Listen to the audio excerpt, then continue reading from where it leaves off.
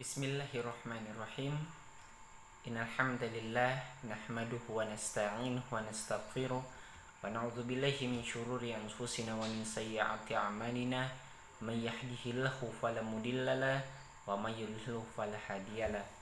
Asyhadu an la ilaha illallah wahdahu la syarika lahu wa asyhadu anna Muhammadan abduhu wa rasuluh. Qala Allah Ta'ala fil kitabil karim, ya ayyuhalladzina amanu taqullaha haqqa tuqatih wa la tamutunna illa wa antum muslimun. Saudaraku seiman rahimani wa rahimakumullah, pada kesempatan ini saya akan menjelaskan secara singkat mengenai logika dan ilmu. Namun sebelumnya perlu kita ketahui bahwasanya materi ini saya petik atau saya ambil dari definisinya Kadir Sopur. Baik, masuk di poin pertama, yaitu pengertian logika. Logika berasal dari kata Yunani kuno, yaitu logos, yang memiliki arti hasil pertimbangan akal pikiran yang diutarakan lewat kata yang dinyatakan dalam bahasa. Nama logika untuk pertama kali muncul pada filsuf Cicero. Namun dalam istilah seni berdebat, Alexander pada abad sebelum Masehi, pada abad ke-3 sebelum Masehi, adalah seorang yang pertama mempergunakan kata logika dalam arti ilmu yang menyelidiki lurus atau tidaknya pemikiran seseorang. Jadi, ilmu logika lebih merujuk pada kemampuan rasional untuk mengetahui kesanggupan akal budi untuk mewujudkan pengetahuan ke dalam tindakan. Logika secara luas dapat didefinisikan sebagai pengkajian untuk berpikir secara valid. Logika sangat berperan penting dalam ilmu filsafat yang dengannya dapat menjadikan penghubung antara filsafat dengan ilmu, yang secara terminologis logika didefinisikan teori tentang penyimpulan yang dapat menghasilkan keputusan yang sah dan masuk akal. Di poin berikutnya, macam-macam logika menurut Delianggi. Yang pertama, logika dalam pengertian sempit dan luas. Dalam arti sempit, logika dipakai searti dengan logika deduktif atau logika formal. Sedangkan secara arti luas, pemakaiannya mencakup kesimpulan-kesimpulan dari berbagai bukti dan tentang bagaimana sistem penjelasan disusun dalam ilmu alam, serta meliputi pula pembahasan mengenai logika itu sendiri. Yang kedua, logika deduktif dan induktif. Logika deduktif adalah cara berpikir dengan menggunakan premis-premis dari fakta yang bersifat umum ke khusus yang menjadi kesimpulannya. Sedangkan logika induktif merupakan cara berpikir yang berdasarkan fakta-fakta yang bersifat khusus terlebih dahulu dipakai untuk penarikan kesimpulan yang bersifat umum.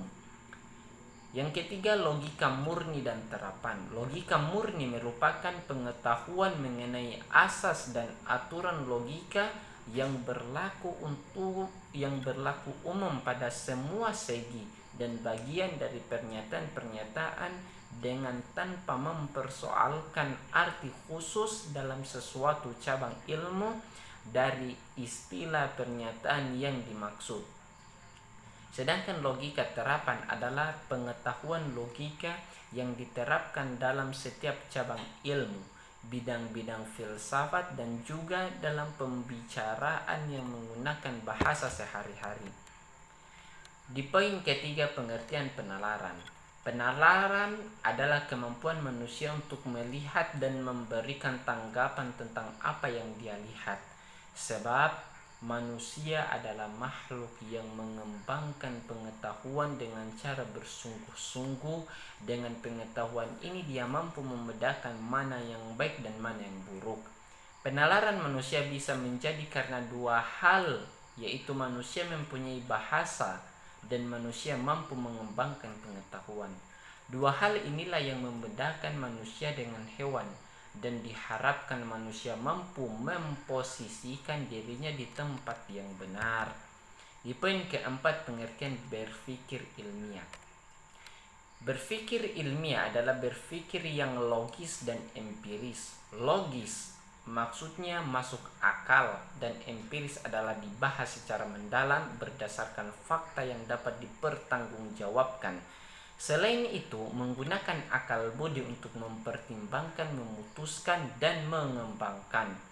Menurut Suejono Suemarkono, metode ilmiah secara garis besar ada dua macam, yaitu metode analisis sintesa dan metode non-deduktif. Metode analisis yaitu cara penanganan terhadap sesuatu objek ilmiah tertentu dengan jalan memilah-milahkan pengertian yang satu dengan pengertian yang lainnya. Sedangkan metode sistensis yaitu cara penanganan terhadap sesuatu objek tertentu dengan cara menggabungkan pengertian yang satu dengan pengertian yang lainnya sehingga menghasilkan sesuatu pengetahuan yang baru. Sedangkan metode non-deduktif yaitu suatu cara yang dipakai untuk mendapatkan ilmu pengetahuan ilmiah dengan bertitik tolak dari pengamatan atas hal-hal atau masalah yang bersifat khusus, kemudian menarik kesimpulan yang bersifat umum. Masuk di poin kelima, yaitu kesimpulan. Yang pertama, bahwa dalam mempelajari suatu nilai kebenaran, manusia dituntut untuk bisa memanfaatkan wahana berpikir yang dimilikinya. Manusia juga harus mampu memposisikan dirinya di posisi kebenaran. Hal yang harus dilakukan manusia adalah menempatkan penalaran. Penalaran sebagai salah satu langkah menemukan titik kebenaran. Pengetahuan inilah yang disebut dengan ilmu, dan ilmu inilah yang membuat manusia bisa berpikir. Yang kedua, di dalam penalaran ditemukan logika. Logika melahirkan deduksi dan induksi secara umum. Induksi dan deduksi adalah suatu proses pemikiran untuk menghasilkan suatu kesimpulan yang benar didasarkan pada pengetahuan yang dimiliki. Metode ilmiah berkaitan dengan gabungan dari metode deduksi dan metode induksi. Jadi suatu proses pemikiran dapat dituangkan dalam pembuatan metode ilmiah dan juga membuktikan tentang penalaran yang melahirkan logika dibantu dengan metode deduksi dan induksi, maka akan menghasilkan pengetahuan yang baru. Dengan metode ilmiah, pengetahuan akan dianggap sah. Masuk di poin keenam, saran.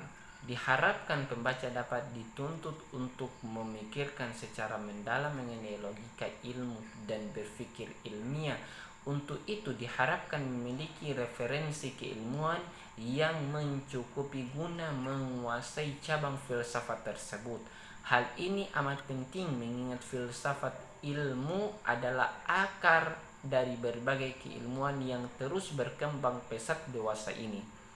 Baiklah, itulah penjelasan singkat dari saya mengenai logika dan ilmu yang merupakan definisi dari Kadir Sopur.